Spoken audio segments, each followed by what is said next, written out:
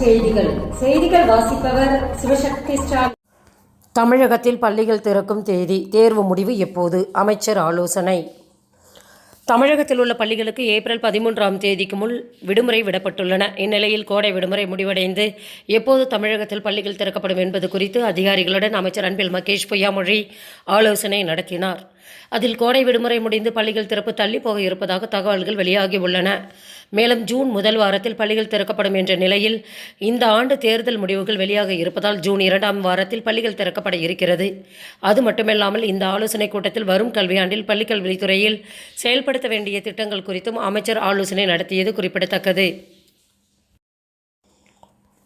குறுகிய கால MBA படிப்புக்கு அனுமதி இல்லை, மாணவர்களுக்கு UGC எச்சரிக்கை. நம் நாட்டில் திறந்த நிலை, தொலைதூர மற்றும் இணைய வழி கல்வி வாயிலாக கற்றுத்தரப்படும் படிப்புகளுக்கு பல்கலைக்கழக மானியக்குழுவின் அங்கீகாரம் பெறுவது கட்டாயம். இந்நிலையில் 10 நாட்களில் MBA படிப்பு என்றவாறு மாணவர் சேர்க்கை விளம்பரங்கள் சமூக வலைதளங்களில் பரவி வருகின்றன. இத்தகைய போலியான அறிவிப்புகளை மாணவர்கள் நம்ப வேண்டாம் என்று UGC எச்சரித்துள்ளது. TNPSC தேர்வுகளுக்கான திருத்தப்பட்ட அட்டவணை வெளியீடு. குரூப் 1, குரூப் 2, குரூப் 4 உள்ளிட்ட TNPSC தேர்வுகளுக்கான திருத்தப்பட்ட அட்டவணை வெளியிடப்பட்டுள்ளன. மேலும் விவரங்களுக்கு www.tnpsc.government.in என்ற இணையதளத்தை பார்க்கலாம்.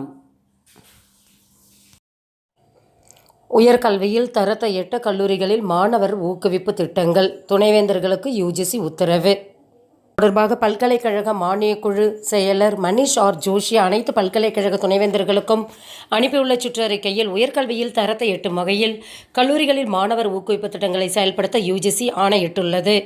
விரைவில் புதிய கல்வி ஆண்டு தொடங்க இருப்பதால் மாணவர் ஊக்குவிப்பு திட்டங்களை கல்வி நிறுவனங்களில் செயல்படுத்துமாறு பல்கலைக்கழகங்களின் துணைவேந்தர்கள் அறிவுறுத்தப்படுகிறார்கள் என தெரிவிக்கப்பட்டுள்ளது. அரசு பள்ளிகளில் அதிரடி திட்டம், அசத்தும் பள்ளிக்கல்வித்துறை. தமிழகத்தில் இந்த ஆண்டு அரசு பள்ளிகளில் அதிக மாணவர்களை சேர்க்க அரசு மற்றும் பள்ளிக்கல்வித்துறை பல்வேறு முயற்சிகளை செய்து வருகின்றன.